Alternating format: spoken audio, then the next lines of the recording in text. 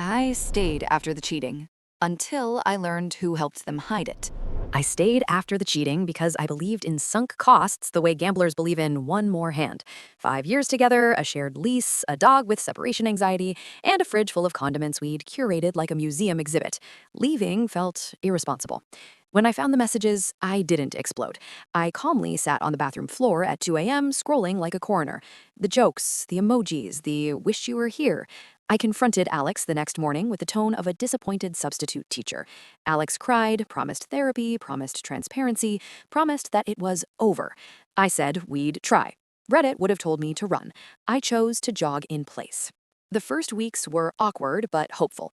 Alex handed me passwords like a magician revealing tricks. I nodded, pretending not to notice the way our dog growled at the phone when it buzzed.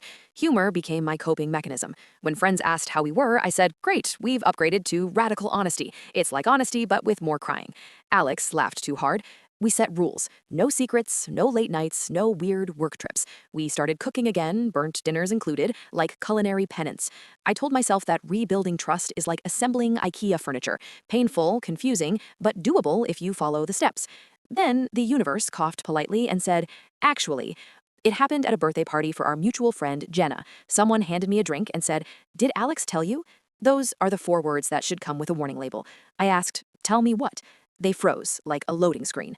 Jenna swooped in, laughing too loud, dragging me to the kitchen. Nothing, surprise later. Except surprises don't smell like panic.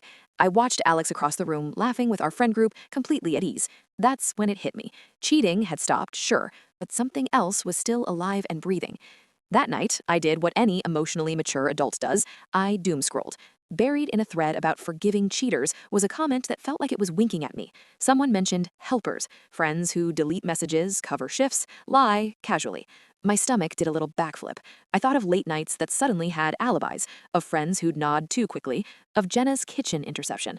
I slept maybe 40 minutes, all of it haunted by the idea that I wasn't just forgiving Alex, I was being managed.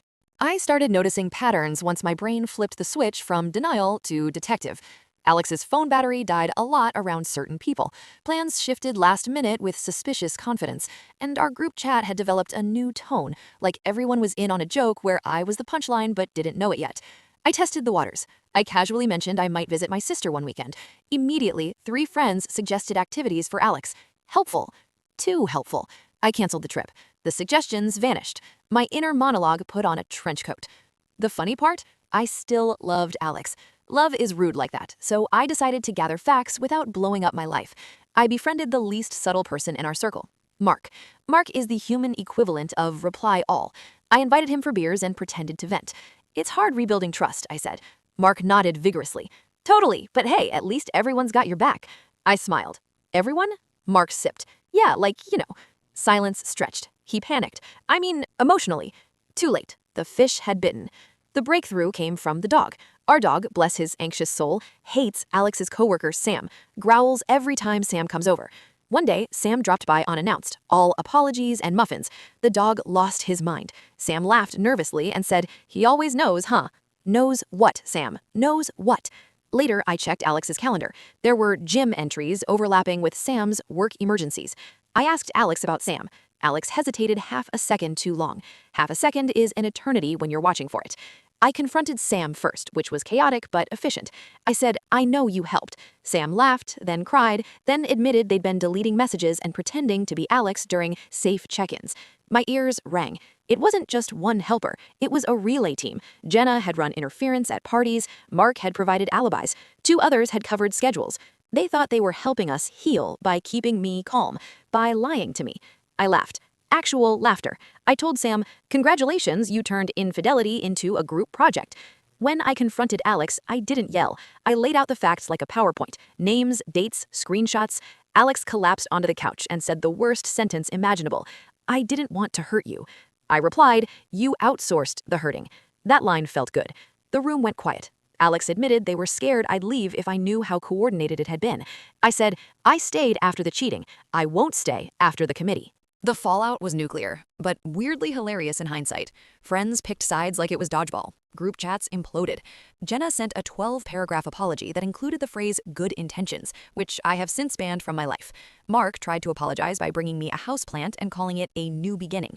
The plant died in 3 days. Symbolism is aggressive sometimes. Alex begged for another chance. Therapy, boundaries, new friend group. I asked one question: who suggested hiding it together? Alex didn't answer. That was my answer. Moving out felt lighter than moving in ever had. I took the dog, the couch, and the good knife.